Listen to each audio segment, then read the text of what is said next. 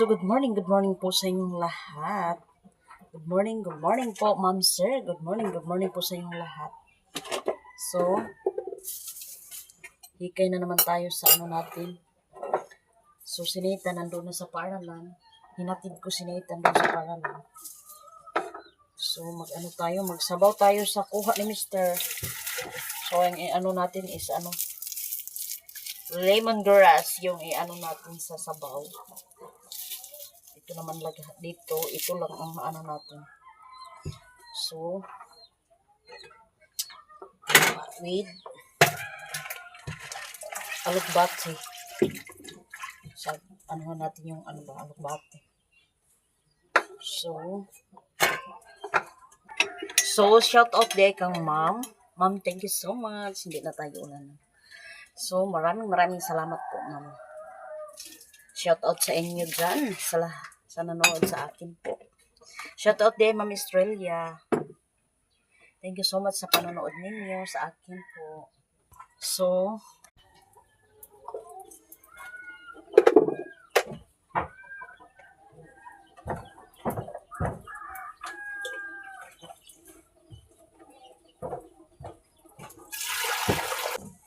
lagyan lang natin ng alugbati. So, shout out sa lahat ng nanonood po sa akin po. So, ano tayo ngayon? Yung mukha natin is masaya. Masaya.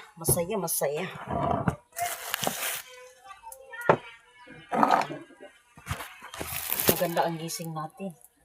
So, nagpapasalamat tayo sa Panginoon. Dahil, ginising tayo nang walay nakababag ba sa isda ba nga pirituhon. So hindi pa ako nakaligo. So pagkatapos namin kumain is maliligo ako. So ngayon hindi muna kasi may pa akong ginagawa. So mamaya na naman, another mamaya. Galing ako sa simbahan, nagpatay ako ng mga ilaw ba. Pinatay ko yung ilaw. Kasi yung mga nila doon, mga silingan. Yung mga silingan nila, wala asinta, Jesus. Yung mga silingan nila, mga busy. So ako, kahit busy tayo dito sa bahay, ako na naman, busy talaga ako dito sa bahay. Busy si Virgie ba? Pero, inuuna talaga natin yung simbahan, ko talaga yun. Sabi ni ma'am, is, kailangan talaga, tayo ng time. Sa natin sa kapilya. Huwag natin pababayaan. Busy tayo. So, thank you so much po, ma'am. Shout out po sa inyo dyan. Nakabili na tayo ng biscuit. Sa Sunday na natin ibigay. Pagkatapos ng misa.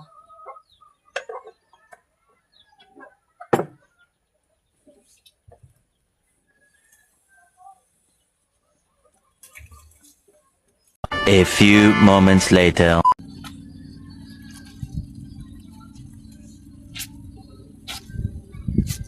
So ngayon,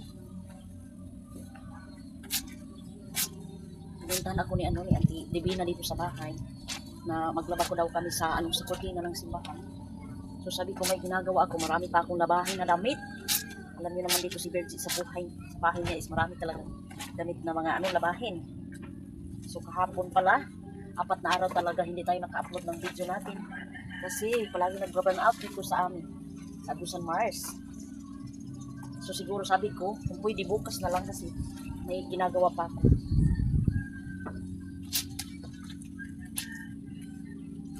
Sabi nila is, daw yung, lang ako nila ba, hintayin. Ang dami kong labahin na dami talaga. Lang natin, ikuso-kuso na naman si Virgie.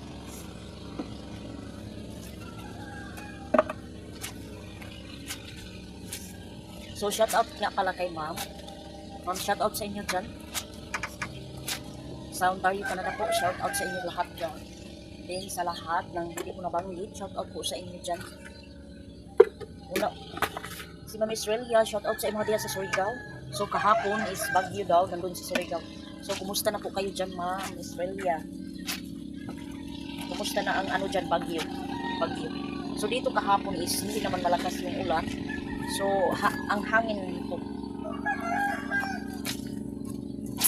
Nagpapasalamat kami sa Panginoon dahil dito ang hindi malakas yung ano ba ulan. Tapos hangin.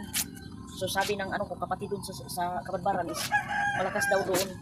Tapos yung pinsan ko dun sa Butuan is yung bahay nila is nabahaan dahil daw sa malakas ang ulan at hangin. Sabi niya mag-ingat kayo dyan sa Agusan Mars. Sabi ni pinsan ko na manang tata Virgie, mag-ingat kayo dyan sa Agusan Mars dahil dito malakas na talaga yung ulan, hangin.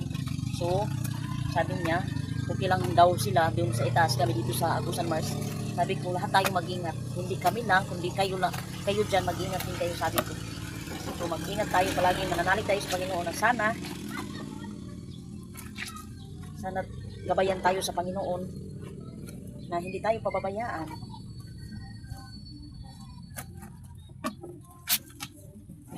Yung sabi ko kay Auntie Gina talaga. And si Auntie Gina at saka si Auntie Divina yung nag-ano dun sa simbahan. Na mag-ano kami ng cortina, maglaba. So sabi ko naglaba ako ng ano namin damit. Sabi ko hindi ako makaano doon sa inyo. Kung pwede, bukas na lang. Pag ano naman ako ginagawa bukas. Sabi ko. Ano man yun, hintayin lang ako nila. Diyos ko, Ginoo ko. Dalaw lang sana itong ako katawan.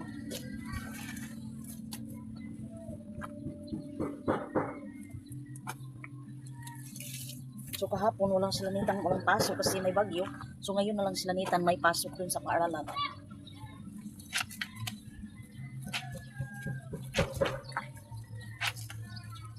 Makaano na tayo ngayon kasi bumalik na yung kuryente kahapon. Ano na naman tong signal natin? Signal na naman ang ano na naman. Mawala-wala ang signal ba? Yung kasamahan namin sa simbahan na si Ate Mila, yung ex-KP namin sa simbahan. Living niya ngayon Sunday. Siguro Sunday maliit lang yung magsisimba dito siguro kasi yung iba magpunta doon. Yung alagad namin gusto sana kami na pumunta kaso lang wala kaming pang gasolina doon. Doon kasi siya namatay sa Bunawan. Doon siya na hospital din, namatay doon din siya sa Bunawan. May kapatid naman siya doon kaya doon lang ang ano niya lama eh. Doon lang siya hindi na inauwi sa mga anak nila dito kasi yun nung pambot. Pag ibalik lang doon sa paglibing, ibalik lang kaya nagdesisyon ng mga anak niya na doon na lang sa kapatid niya doon sa Bunawan. Kasi yung yung asawa niya kasi doon lang namatay sa Bunawan. Kaya sabi nila mag-isa lang sila doon. Kaya hindi na iuwi dito sa Agusan Mars. Gustuhin sana ng mga anak na iuwi dito. Kaso lang wala talagang panggasolina. Kaya nagdesisyon na lang sila. Okay na yun. Kasi dito lang talaga ang bahay nila. Dito sa Agusan Mars. Ang bahay nila malapit lang sa simbahan namin. Dito kasi namin yung santi lang sa simbahan. October 31 namatay siya. Tapos ilibing daw is gustuhin man namin pumunta kasi wala pa rin kaming So yan na lang sabi ko sa kanila na wala talaga kaming panggasolina papunta doon. Kami ng mga membro sa Katolik kasi siya Katolik. I-ex-KP namin hindi na siya kaya nag-back out siya sa pagkakipin niya is hindi siya makakita ang dalawa niyang mata. Ang bait naman ni yung namatay, ang bait.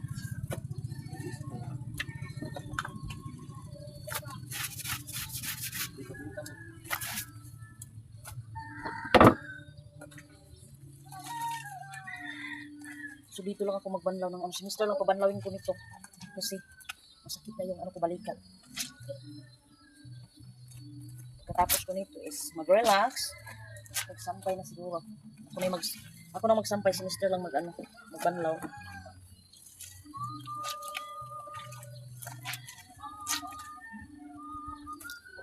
A few moments later. Dito mo yan, sa TV lang.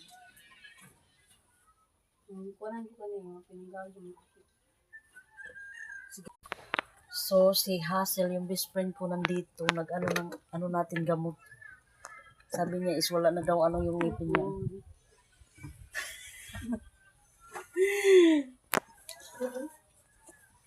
Thank you so much po sa ano niya, sa gamot. Sa cream na pinadala niyo sa amin. Thank you so much.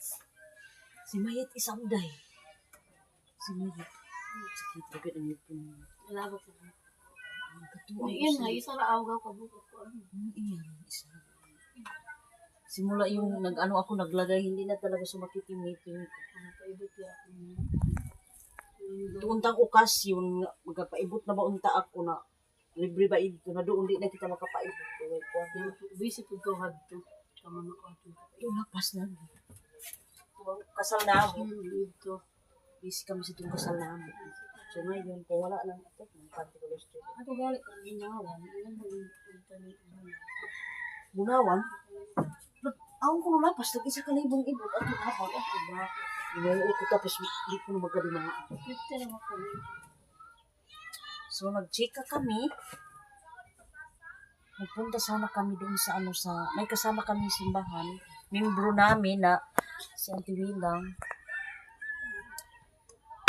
Doon siya namatay sa Bunawan. Gusto sana kami pumunta doon. Kaso lang, wala kaming pamasahe.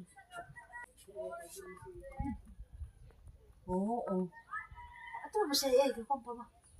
Kuan process ko ito sa Sungkan tulit. card. Cardo. Kuan. Kaluga sa date. Pwede ba ko makakuanan sa ito kung may death certificate? Pagitan ko guys. Wala ko may madawat niya kay diri pa na siyang bayad-bayad na. Pero bebo yung peso brown siya. Oo. Yun na tayo gamay. So, tapos na tayo nagsampay. So, mag-relax na tayo. Relax na talaga si Virgin muna. Nai-stress na. Umuwi na si Hazel. Supply muna natin yung ano natin buhok. So, isampayin pa tayo na damit. So, shoutout sa lahat ng nanonood po sa akin. Una-una po, ma'am. Thank you so much for watching po. Ma'am Estrella, shoutout po sa inyo dyan sa Sorga. Kuha mo. Kuha na din. Pero sinitan na. Ano? Exam na ka mo?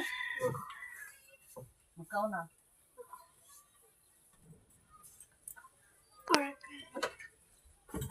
Ano ba ikuha niyo to? Ano ba lang ni ma'am?